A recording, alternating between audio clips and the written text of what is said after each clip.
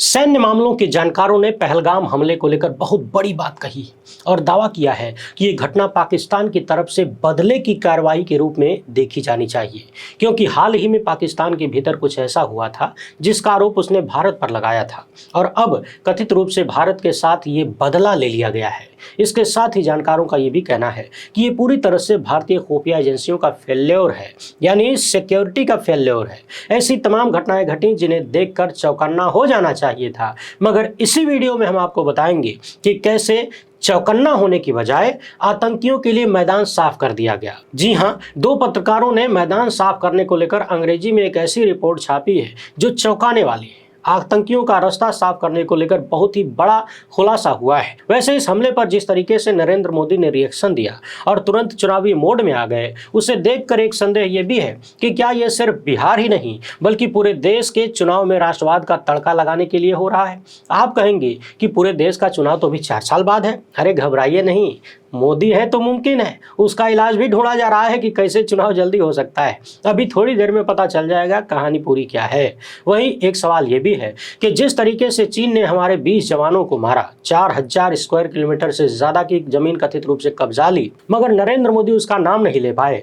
इस बार हुजूर पाकिस्तान का नाम भी नहीं ले पाए हैं। कहीं चीन की तरफ पाकिस्तान को भी क्लीन चिट देने की मूड में तो नहीं है। उधर इस घटना से ठीक पहले भाजपा के सांसद निशिकांत दुबे जम्मू कश्मीर के एक ही होटल में 3 दिनों तक पार्टी कर रहे थे। चौंकाने वाली बात यह है कि लोग कह रहे हैं कि पार्टी से संबंधित कुछ चीजें उस तरह से निशिकांत दुबे ने फैलाया नहीं जैसे फैलाते हैं। इस घटना को लेकर, इसके आगे पीछे के तमाम पहलुओं को लेकर इस वीडियो में एकदम आसान भाषा में विस्तार से चर्चा करेंगे कि किस तरीके से हर बार युद्ध की स्थिति भाजपा को फायदा पहुंचाती है चुनाव में। तो क्या सच में 1 नेशन 1 इलेक्शन की तैयारी शुरू हो गई है? वीडियो को आखिर तक देखिएगा, बहुत कुछ समझ में आने वाला है। पहली बार है तो चैनल को सब्सक्राइब करके घंटी बजा दीजिएगा टन से।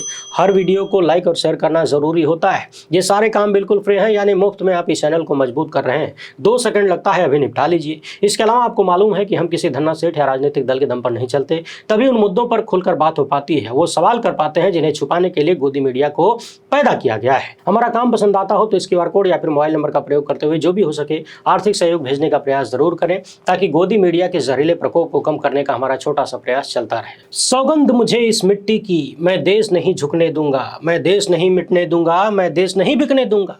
ये नरेंद्र मोदी के राष्ट्रवाद का चरम था, जनता की आंखों में धूल झोंकने का हथियार। और इसी राष्ट्रवाद की लहर पर सवार होकर 2014 में मोदी ने दिल्ली को जीता। निशाना चीन और पाकिस्तान दोनों थे। तब मोदी लाल लाल आंख दिखाने की बातें किया करते थे। कांग्रेस के पास इसका कोई जवाब नहीं था, मगर अब कांग्रेस ने नरेंद्र मोदी को उन्हीं के दांव में घेर लिया है। पहलगाम हमले के बाद विपक्ष ने मोदी सत्ता का खुला समर्थन किया है। पार्टियां कह रही हैं कि सरकार जो चाहे वो करे, हम उनके साथ हैं। नरेंद्र मोदी और अमित शाह इस बात को समझ नहीं पाए। उन्हें लगा कि विपक्ष मजबूर होकर ये बात कह रहा है। इससे पहले कि मोदी कुछ करते, विपक्ष ने 25 अप्रैल की शाम को खेला कर दिया। कांग्रेस ने ज्यादातर राज्यों में कैंडल मार्च निकाला। दिल्ली में राहुल गांधी ने मार्च की अगुवाई की। तेलंगाना में कांग्रेस के मुख्यमंत्री रेवंत रेड्डी ने ओवैसी के साथ मार्च निकाला। उत्तर प्रदेश, बिहार, मध्य प्रदेश, असम, आंध्र प्रदेश, हिमाचल प्रदेश, गोवा सहित कई राज्यों में कांग्रेस ने कैंडल मार्च निकाला और जिन राज्यों में उनके मुख्यमंत्री हैं वहां मुख्यमंत्रियों ने अगुवाई की। ये मार्च सियासत में बिसात पर घोड़े की ढाई चाल थी। इसने जनता को बताया कि देश में मातम है, पहलगाम में हमारे लोगों को आतंकियों ने मारा है और अब नरेंद्र मोदी को पाकिस्तान से बदला लेना है। बिहार में जहां की रैली को नरेंद्र मोदी कैंसिल नहीं कर पाए, कांग्रेस ने महागठबंधन के साथ मिलकर कैंडल मार्च निकाला। कांग्रेस का स्टैंड पुलवामा के मुकाबले एकदम उल्टा है। कांग्रेस शांतिपूर्ण तरीके से फ्रंट फुट पर खेल रही है और कैंडल मार्च से पहले विपक्ष के नेता राहुल गांधी ने कश्मीर जाकर आतंकी हमले में घायल लोगों से मुलाकात की। राहुल गांधी उस कश्मीरी खच्चर वाले के परिवार से भी मिलने गए जो अनजान पर्यटकों के लिए आतंकी से भिड़ गया, मगर प्रधानमंत्री मरने वालों के परिवार से मिलने की जगह भाषण देने मधुबनी पहुंच गए। विपक्ष अब नरेंद्र मोदी से कह रहा है कि पहलगाम का बदला पाकिस्तान से लीजिए, हम आपके साथ हैं। हैदराबाद में रेवंत रेड्डी ने कहा कि हमें पाकिस्तान के कब्जे वाला कश्मीर चाहिए। नरेंद्र मोदी जानते हैं कि विपक्ष उन पर दबाव बना रहा है और जिस राष्ट्रवाद की खिचड़ी पकाकर वो यहां तक पहुंचे हैं, अब उस खिचड़ी को असल में पकाने की जरूरत है, नहीं तो सारा प्रोपेगेंडा ध्वस्त हो जाएगा। मोदी फंस चुके हैं, क्योंकि मधुबनी में उन्होंने कहा था कि पहलगाम के आतंकियों को धरती की आखिरी छोर तक ढूंढा जाएगा और उन्हें ऐसी सजा दी जाएगी जिसकी उन्होंने कल्पना भी नहीं की होगी।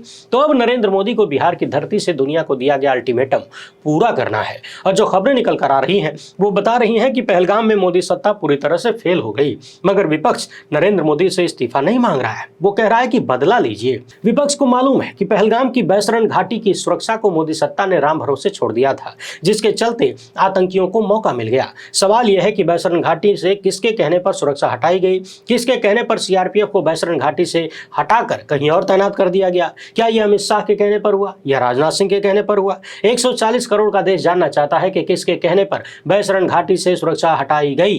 बैसरन घाटी मिनी स्विट्जरलैंड कहा जाता है, यहाँ हर रोज हजारों पर्यटक आते हैं, तो वहां से सीआरपीएफ क्यों हटाई गई, क्यों खाली छोड़ दिया गया, राम भरोसे किसने छोड़ा? द एशियन एज के 2 पत्रकारों ने पहलगाम आतंकी हमले पर जोरदार खुलासा किया है और बताया है कि कैसे बैसरन घाटी के मामले में सुरक्षा एजेंसियां पूरी तरह से फेल साबित हुई हैं। रिपोर्ट के मुताबिक यूनिफाइड कमांड और सुरक्षा एजेंसियों ने इलाके में खतरे की आशंका के बावजूद जरूरी इंतजाम नहीं किए। बैसरन घाटी में पहले सीआरपीएफ की तैनाती थी, लेकिन बाद में हटा ली गई और जब हमला हुआ तब सीआरपीएफ का कैंप 6 किलोमीटर दूर था। सोचिए, घटनास्थल से 6 किलोमीटर दूर और इलाका इतना कठिन कि वहां सिर्फ पैदल या खच्चर के जरिए ही पहुंचा जा सकता है।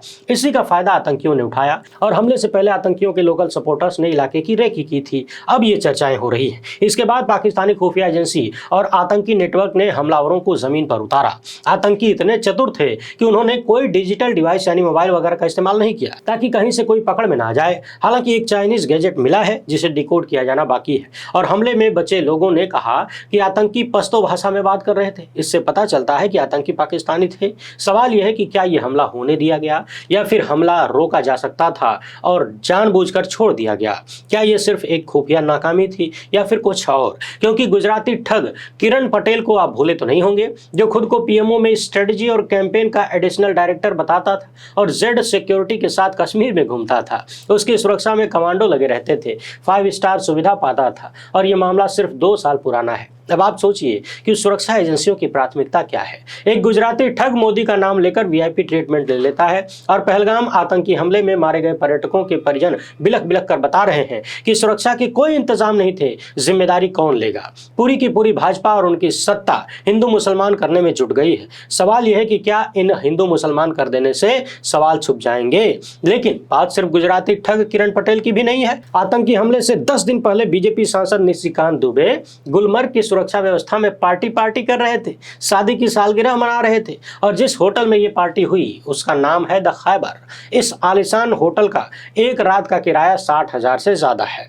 यानी दिन रात हिंदू हिंदू की रट लगाने वाले और मुसलमानों को ऐसे तैसे गरियाने वाले द खैबर नाम के होटल में अपना सालगिरह मनाते हैं। मतलब बीजेपी का सांसद दारू पीने पार्टी करने के लिए सबसे जबरदस्त सिक्योरिटी लेगा और आम आदमी को आतंकियों के हाथों मरने के लिए छोड़ दिया जाएगा। क्योंकि भाजपाइयों की नजर में आम लोगों की कोई औकात तो है नहीं, मरते हैं तो मर जाएं, क्या दिक्कत है? गिनती है कर लेंगे, कभी कभी गिनती भी नहीं करेंगे। कोविड से लेकर कुंभ तक हमने देखा ही है। मजेदार तो यह है कि द खैबर में पार्टी करने के बाद निशिकांत दुबे ने एक सिंगल पोस्ट तक नहीं किया। यानी इस चीज को, इस पार्टी को कहीं न कहीं छुपाने का काम हुआ। दिन रात एक्स पर पोस्ट करने वाले निशिकांत दुबे, बेमतलब की बकैती करने वाले, जहर की उल्टियां करने वाले निशिकांत दुबे अपनी पार्टी के बारे में, कश्मीर में हुई पार्टी के बारे में एक पोस्ट तक नहीं करते हैं। ऐसे आरोप लग रहे हैं, इसी चर्चा हो रही है। पूरा होटल 3 दिन तक बुक था।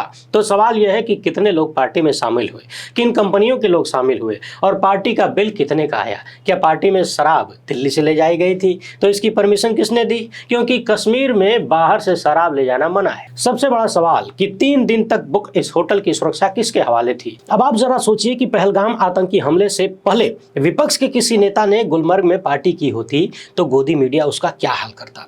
सिक्योरिटी फोर्सेज के मिसयूज को लेकर कितना बड़ा बवाल खड़ा कर दिया जाता और सत्ता के पालतू लपड़ झंडे विपक्ष को बोलने नहीं देते, जबान बंद करवा देते। लेकिन निशिकांत दुबे से सवाल पूछने की औकात किसकी है?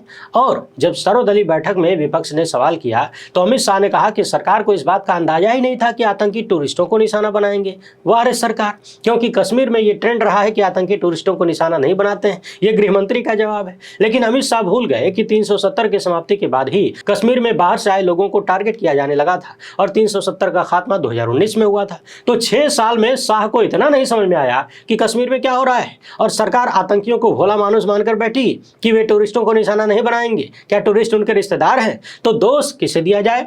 जम्मू कश्मीर में मोदी सत्ता का फेलियर इतना बड़ा है कि इसे माफ नहीं किया जा सकता। दरअसल ये पहला आतंकी हमला है जिसमें मोदी सत्ता ने कबूल किया है कि चूक हुई है, गलती हुई है। और मिलिट्री के जानकार कह रहे हैं कि 11 मार्च को बलूचिस्तान में विद्रोहियों द्वारा जाफर एक्सप्रेस के अपहरण के बाद ही मोदी सत्ता को सतर्क हो जाना चाहिए था। एक बार फिर से सुनिए, जो मिलिट्री के जानकार हैं, जो सुरक्षा व्यवस्थाओं के जानकार हैं, उनका कहना है कि 11 मार्च को बलूचिस्तान में विद्रोहियों द्वारा जाफर एक्सप्रेस में अपहरण की घटना के बाद ही भारत सरकार को सतर्क हो जाना चाहिए था, क्योंकि पाकिस्तानियों ने जाफर एक्सप्रेस के अपहरण के लिए भारत की खुफिया एजेंसी रॉ पर आरोप लगाया था।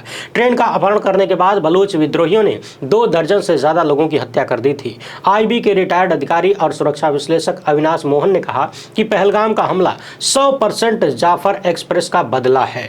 यानी अभी कुछ दिन पहले पाकिस्तान में जो घटना हुई जिसमें 2 दर्जन के आसपास लोग मारे गए, बताया जा रहा है कि ये जो पहलगाम में किया गया ये उसी का बदला है। यानी एक तरफ भारत के प्रधानमंत्री कह रहे हैं बदला लेने की बात, और दूसरी तरफ कहा जा रहा है कि ये पाकिस्तान ने बदला लिया है। और जानकारों का कहना है कि ये जो भारत में हमला हुआ है ये भारत की इंटेलिजेंस एजेंसियों का फेल्योर है। और ये दावा इसलिए भी मजबूत है क्योंकि पहलगाम में हमले को अंजाम देने वाले आतंकी पश्तो बोल रहे थे, और ये वो भाषा है जो बलूचिस्तान में भी बोली जाती है। याद रखिए कि 2016 में नरेंद्र मोदी ने लाल किले से बलूचिस्तान का मुद्दा उठाया था, और जब जाफर एक्सप्रेस का बलूचियों ने अपहरण कर लिया तो मोदी के जेम्स बॉन्ड अजीत डोभाल का वो वीडियो फिर से वायरल हो गया, जिसमें डोभाल साफ चेतावनी देते हैं कि अगर पाकिस्तान ने मुंबई हमले जैसी कोई घटना दोहराई तो बलूचिस्तान हाथ से निकल जाएगा। डोभाल की माने तो भारत के मुकाबले पाकिस्तान की कमजोरियां ज्यादा है। पाकिस्तान समझता है कि भारत ने रक्षात्मक से आक्रामक रुख अपनाया तो इसे सहन करना असंभव हो जाएगा।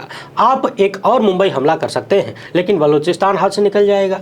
इसमें न तो परमाणु युद्ध की जरूरत होगी और न ही सैनिकों की सीधी तैनाती की। अगर वे चालें जानते हैं तो हम भी जानते हैं। इस तरह की बातें अजीत डोभाल ने कही थी। दरअसल पाकिस्तान लंबे समय से बलूचिस्तान लिबरेशन आर्मी से लड़ रहा है। इसे पाकिस्तान और अमेरिका दोनों ने आतंकी संगठन घोषित कर रखा है। बीएलए का आरोप है कि पाकिस्तान ने 1948 में जबरदस्ती बलूचिस्तान का विलय कराया और उसके तेल और खनिज संसाधनों को लूट रहा है। बलूच अपने संसाधनों पर खुद का अधिकार चाहते हैं। याद रखिए गलवान घाटी में भी चीनी सैनिकों के साथ संघर्ष में भारतीय सेना के 20 जवान मारे गए थे। 20। उनकी शहादत का हिसाब भी मोदी सत्ता नहीं कर पाई, फेल हो गई, और चीन के साथ बिजनेस चालू है। आधिकारिक तौर पर नेताओं का मिलना जुलना भी चल रहा है। सवाल वही है कि गलवान घाटी में जो जवान शहीद हुए थे, नरेंद्र मोदी उनकी शहादत को पचा गए तो क्यों और कैसे? और क्या उसी तरह से पहलगाम में भारतीयों की हत्या पर भी चुप्पी साध लेंगे, इसे भी पचा जाएंगे?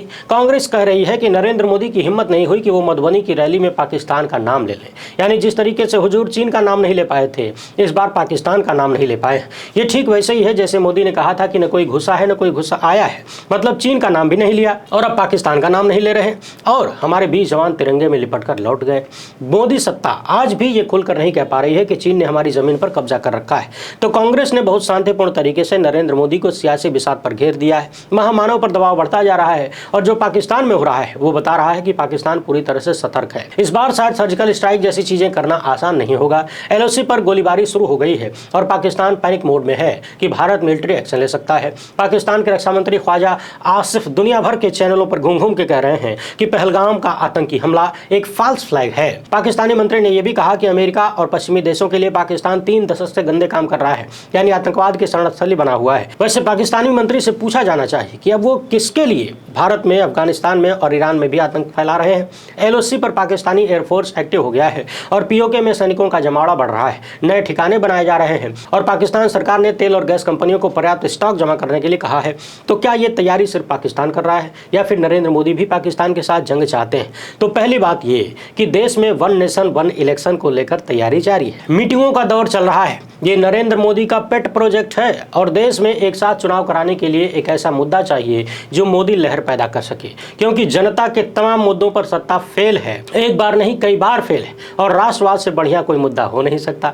जब भड़ास पाकिस्तान से निकालना हो तो फिर हर भारतीय बाजू में फड़काने लगता है। सवाल यह है कि क्या 1 नेशन 1 इलेक्शन के लिए नरेंद्र मोदी पाकिस्तान के साथ जंग लड़ेंगे या फिर बिहार चुनाव से पहले माहौल गरमाने के लिए पहलगाम के आतंकी हमले को भुनाया जा रहा है। लोग सवाल पूछ रहे हैं कि मोदी मधुबनी गए, मगर उत्तर प्रदेश के कानपुर नहीं गए और बिहार जाकर उन्होंने किया क्या, सिर्फ योजनाओं का ऐलान किया। और दूसरा, रैपिडेक्स वाली इंग्लिश में दुनिया को संदेश दिया कि भारत आतंकियों को छोड़ेगा नहीं। तो सवाल यह है कि यह संदेश तो दिल्ली से भी दिया जा सकता था, मधुबनी का प्रोग्राम कैंसिल किया जा सकता था, इतनी कौन सी इमरजेंसी थी। लेकिन बिहार का प्रोग्राम कैंसिल न होना बताता है कि मातम के दौर में भी मोदी और बीजेपी के लिए चुनाव ही मैटर करता है। तो क्या पुलवामा की तरह बीजेपी राष्ट्रवाद की लहर पर बिहार जीतना चाहती है? और यह आशंका कांग्रेस सहित महागठबंधन की पार्टियों को है।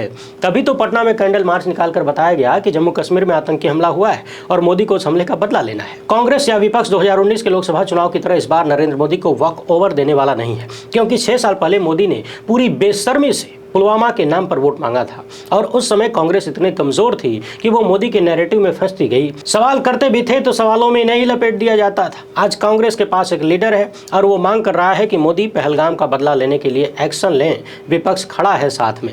पार्टी ने कैंडल मार्च निकालकर संदेश दे दिया कि वो पहलगाम में मारे गए मासूमों के न्याय की लड़ाई लड़ेगी। इसलिए नरेंद्र मोदी पर दबाव बढ़ता जा रहा है, क्योंकि पाकिस्तानियों को आशंका है कि मोदी बालाकोट जैसा एडवेंचर कर सकते हैं और विपक्ष को पता है कि जनता की आंखों में धूल झोंकने के लिए महामानव किसी भी स्तर तक जा सकते हैं। और अपने विश्वगुरु नकली चाणक्य को यह भी मालूम है कि 1999 में करगिल युद्ध के बाद जब चुनाव हुए तो जनता ने अटल बिहारी वाजपेयी को जबरदस्त बहुमत दिया। भाजपा गठबंधन ने 300 से ज्यादा सीटें जीत ली। और पुलवामा को ही याद कर लीजिए, उसके बाद चुनावी माहौल को कैसा बना दिया गया था। 303 के पार बीजेपी खुद ही अकेले चली गई।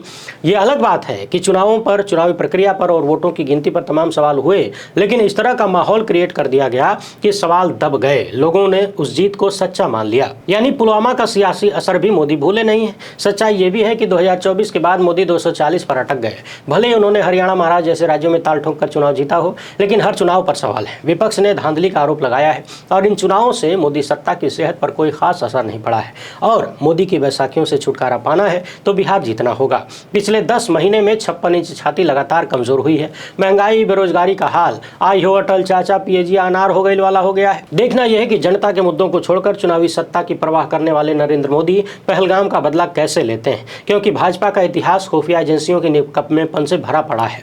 करगिल की जंग इंटेलिजेंस का फेल्योर थी। इस जंग में हमारे 527 सैनिक मारे गए, 1300 घायल हुए। 2008 के मुंबई हमलों में 166 लोगों की जान चली गई। पुलवामा में सीआरपीएफ के 40 जवान बम ब्लास्ट का शिकार हुए। 2020 में गलवान में हमने चीनियों के साथ संघर्ष में 20 जवानों को खोया। ये सब कुछ इंटेलिजेंस का फेल्योर था। मुंबई हमले को छोड़ दें तो हर बार सत्ता में भाजपा ही थी और ये वो पार्टी है जो राष्ट्रवाद पर खुद का कॉपीराइट मानती है। और अब इसी कॉपीराइट को बचाने का जिम्मा मोदी पर आ गया है, वरना चीन के बाद पाकिस्तान के मामले में 56 इंची छाती का प्रोपेगेंडा फट के फलावरे हो जाएगा। फिलहाल इतना ही। वीडियो पसंद आए तो ज़्यादा से ज़्यादा लोगों तक पहुँचाएं। पहली बार है तो चैनल को सब्सक्राइब कर लीजिए। हमसे जुड़ने के लिए बहुत बहुत धन्यवाद। जय हिंद।